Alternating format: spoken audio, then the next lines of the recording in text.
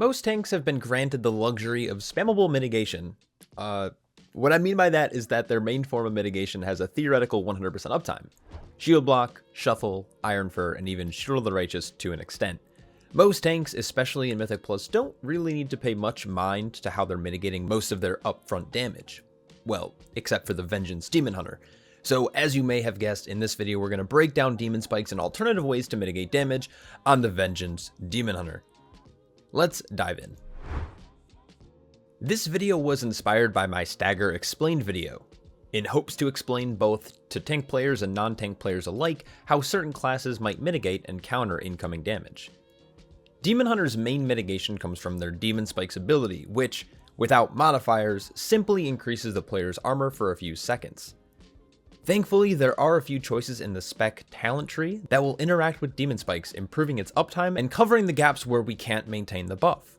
First things first, we have Deflecting Spikes, which is a talent option that grants the player a 15% parry chance while Demon Spikes is active. Parrying is one of the three main mitigation tactics used by tanks, including block and dodge. Monk and Guardian Druids are specialized in dodge, block, naturally used by shield-based tanks like Warrior and the Paladin, and then of course parry is specialized by the Blood Death Knight and the Vengeance Demon Hunter. Parry allows the character to fully misdirect the damage of certain attacks. Most of the time this means auto attack damage, but there are certain tank mechanics, frontals, or special attacks that can also be parried, but you shouldn't depend on it. With an increased parry chance from Deflecting Spikes, it will further reduce the damage that the Vengeance Demon Hunter will take. Next, we also have the Extended Spikes node, which for each point spent here will increase the duration of our Demon Spikes by 1 second, allowing the Demon Hunter to have their main form of mitigation active for 8 seconds instead of 6. Now, before I talk about the last node, Calcified Spikes, I also want to talk about the importance of haste when it comes to the Demon Hunter. Looking at a base level 70 Demon Hunter, Demon Spikes is a 20-second recharge time with no haste, which doesn't take much brain math to realize that Demon Spikes will have a sub 50% uptime, leaving them vulnerable during combat. This is where haste comes into play. As you begin to equip haste gear, you'll notice that the recharge text will change to a green color. This is World of Warcraft's way of indicating that this ability's cooldown will scale down dependent on the amount of haste that you have. Ideally, we're going to want to reduce this as much as possible. As we equip more haste gear, this number will drop to 19, and then to 18, to 17, and then to 16, and so on and so forth. Now, my Demon Hunter is pretty itemized, but I'm sitting around 25% haste, and this seems to be a safe spot. Now, at this point, we can have 50% uptime on Demon Spikes with optimized usage.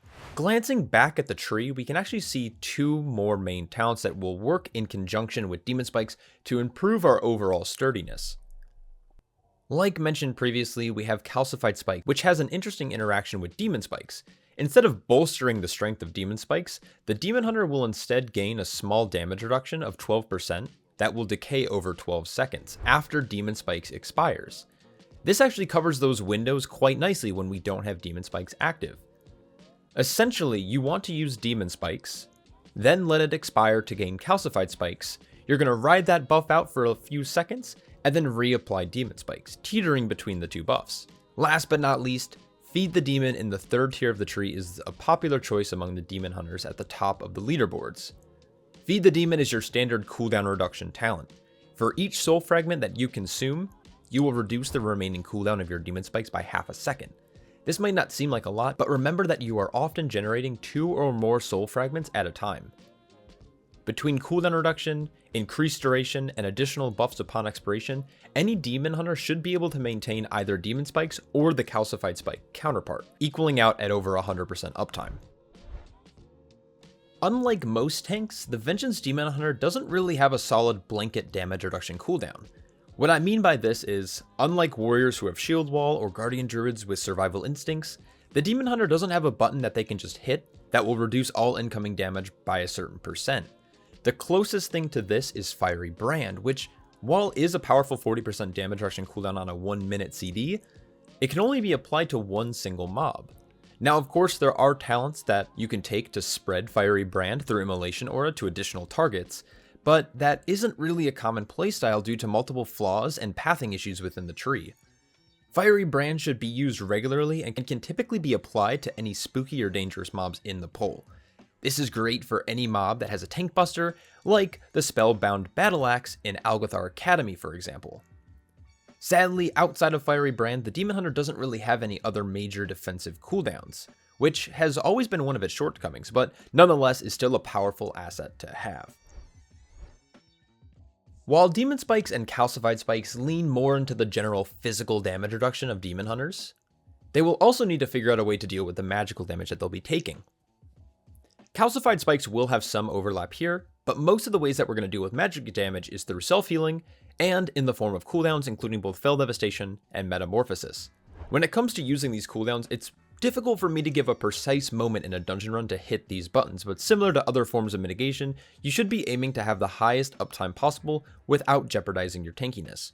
For the Vengeance Demon Hunter, it's common to run a talent in the class talent tree called Demonic, which causes the Demon Hunter to actually enter Metamorphosis for 6 seconds after finishing their Fel Devastation cast. Now, admittedly, Metamorphosis is a very weak offensive cooldown, but it can provide a ton of durability, even competing with the strength of the Guardian Druid's Incarnation cooldown.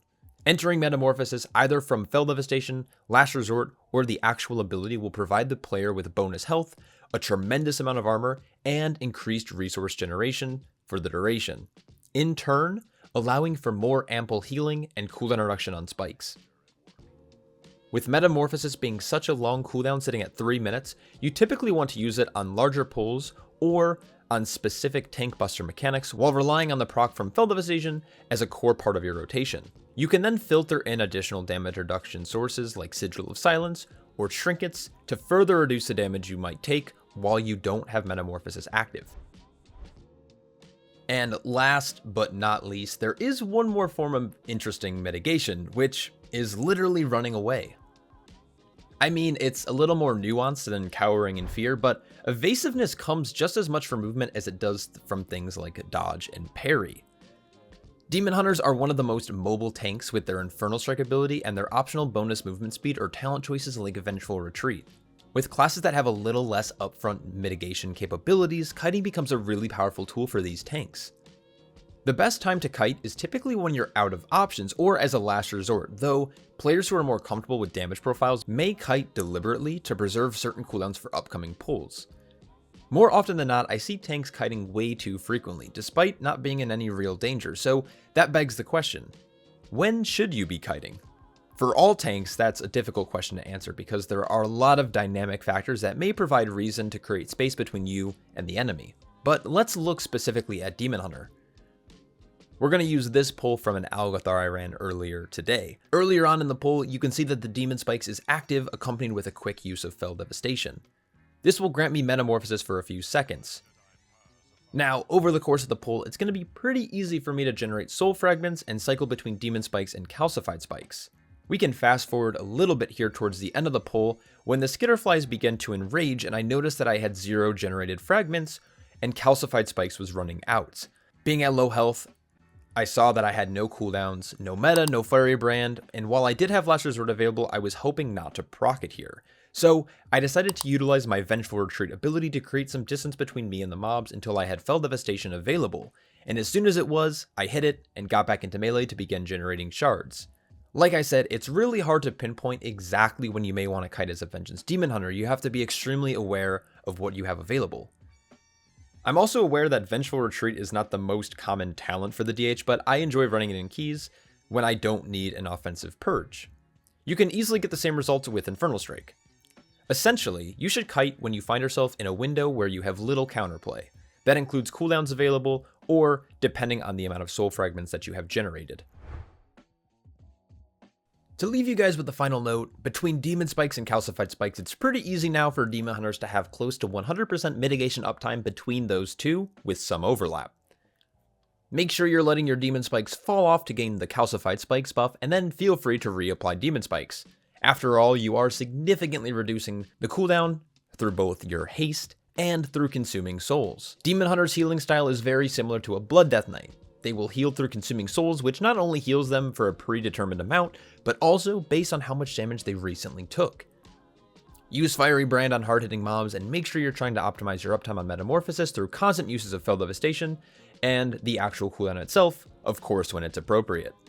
Anyways, I hope this video provided you guys with a little bit of insight into this edgelord tank class. As always, a massive shout out to all my Patreons, because without them, there'd be much less of, well, whatever this was. I hope you're all staying happy, healthy, and I'll catch you all in the next one. Peace.